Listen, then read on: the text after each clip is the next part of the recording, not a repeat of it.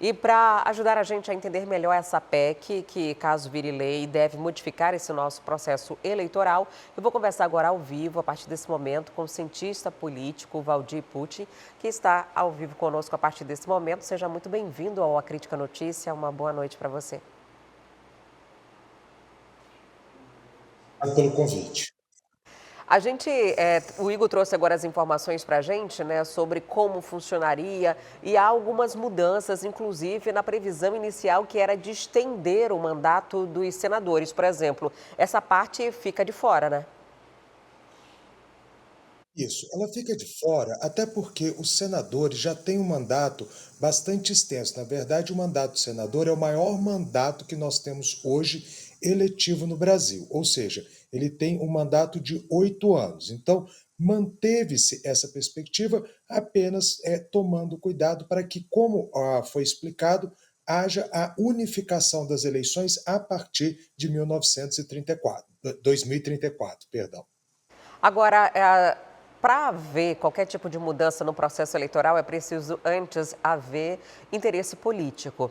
Ao que parece, quem vai decidir não tem tanta vida afetada, é algo que afeta diretamente os cargos de executivo, né? Presidente da República, governador e vereadores. Isso pode facilitar a aprovação no Congresso Nacional? Isso é muito certa, ou seja, nós estamos falando de deputados e senadores que não têm limites para a reeleição.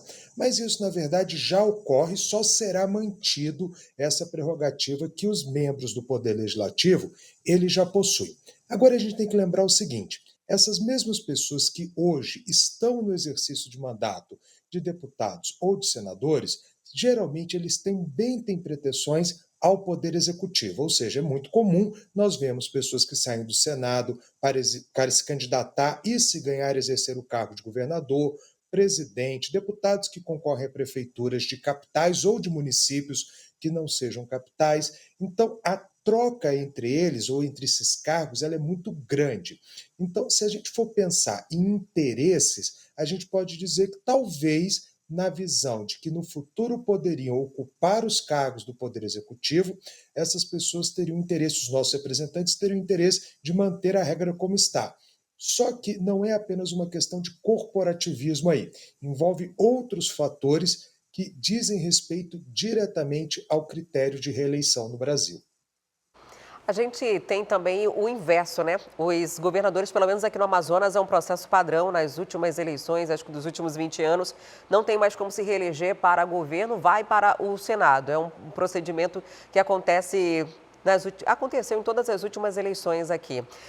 E isso também seria poderia girar, né, essa roda. E existe a possibilidade da unificação, né, o que está previsto. A gente tem eleição a cada 2 anos, é uma forma, inclusive, desse pulo, né, do governo para o Senado, ou da prefeitura para o Estado. E agora, com essa PEC, ficaria tudo acontecendo ao mesmo tempo, o que eu acredito que pode, de repente, até reduzir os custos das eleições. O argumento para a unificação é justamente esse, é o de reduzir o custo da eleição. Mas nesse ponto eu faço uma crítica a essa decisão da unificação. Qual é a crítica? Se a gente pensar, por exemplo, em eleições gerais, ou seja, naquelas eleições que nós elegemos presidentes, senadores, deputados, governadores, se a gente lembrar dessas eleições, nós vamos observar que o eleitor, quando envolve a eleição presidencial, ele se concentra em especial nessa temática, ou seja, ele acaba dando menor importância aos demais cargos que estão sendo eleitos. Então, você vê uma grande discussão em âmbito de quem será o futuro presidente, que diminui se pensarmos em quem vamos votar para deputado, em quem vamos votar para senador, até mesmo para governador. Agora, imagine essa situação incluindo também prefeitos e vereadores na mesma eleição. Ou seja, é muito cargo para o eleitor refletir numa campanha relativamente curta, que é a campanha brasileira, para que no dia da eleição ele vá às urnas e tome uma decisão de fato consciente para o futuro. Então, neste ponto, eu sou crítico à unificação do processo eleitoral. Possivelmente até o processo de campanha eleitoral precisaria ser ajustado, né? Porque, como o senhor falou, há essa concentração nos cargos majoritários e os cargos minoritários, que no caso, nas eleições que são divididas, uma hora é deputado, outra hora é vereador, seria todo mundo ao mesmo tempo e nem teria, por exemplo, espaço em campanha eleitoral de rádio e televisão, porque isso também hoje é calculado pela influência dos partidos, a representatividade dos partidos no Congresso Nacional. Precisariam fazer esses ajustes também, né? Sim, basta a gente lembrar que existem campanhas, por exemplo, para deputado, aonde o deputado aparece na rádio ou na televisão por 10 segundos durante a campanha inteira, duas, três vezes no máximo, e diz: olha, meu nome é tal e meu número é tal, sem proposta, sem apresentar uma discussão séria. Por mais que as redes sociais elas tenham ganhado espaço, hoje elas dominem muito o processo eleitoral.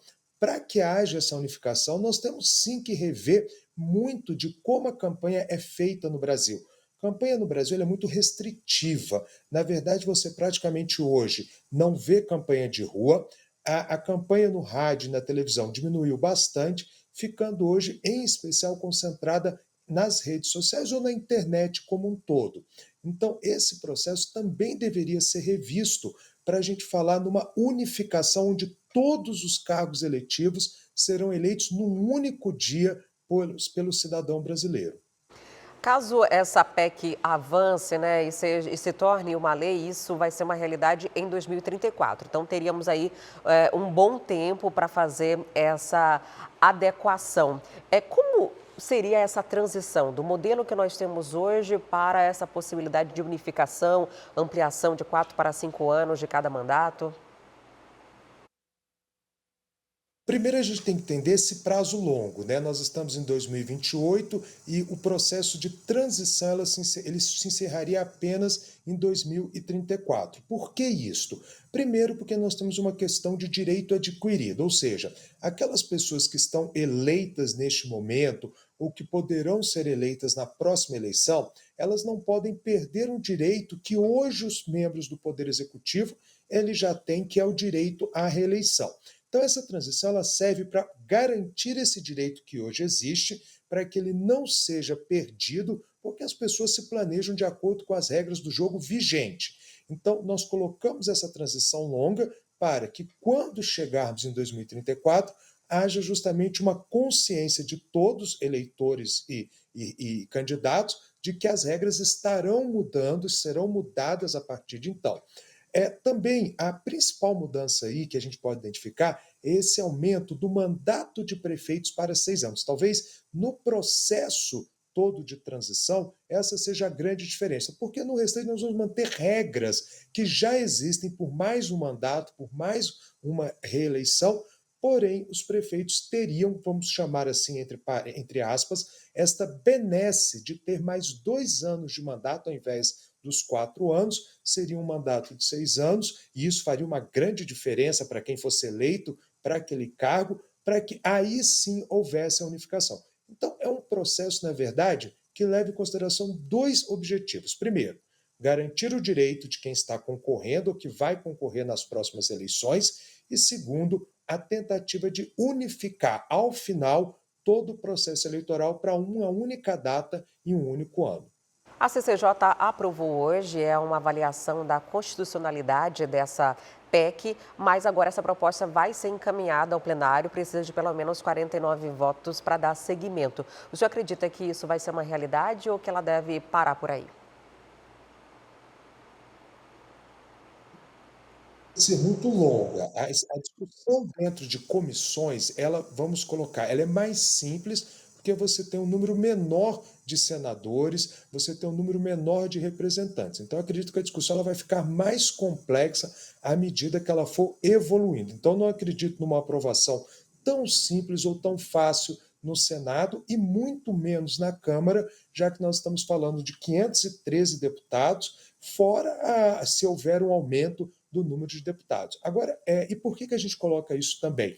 Pelo histórico de aprovação de mudanças na legislação eleitoral brasileira. Na verdade, nunca é uma mudança fácil, nunca é uma mudança que vem de forma muito simples dentro do Congresso Nacional. Tanto que estamos discutindo há mais de 10 anos, por exemplo, uma reforma no Código Eleitoral brasileiro, que até hoje ela não saiu do papel. Então não é algo simples, porque envolve muitos interesses momentâneos, ou seja, interesses atuais, mas também projetos e planejamentos futuros justamente daqueles que vão decidir por essas mudanças. A reforma nunca aconteceu, tem ali no máximo os puxadinhos, né, algum ajuste à véspera de cada eleição, mas a mudança de fato no processo não acontece. O senhor citou a possibilidade de aumento de parlamentares, é mais fácil que isso seja aprovado rapidamente do que essa discussão que nós estamos tratando agora. Muito obrigada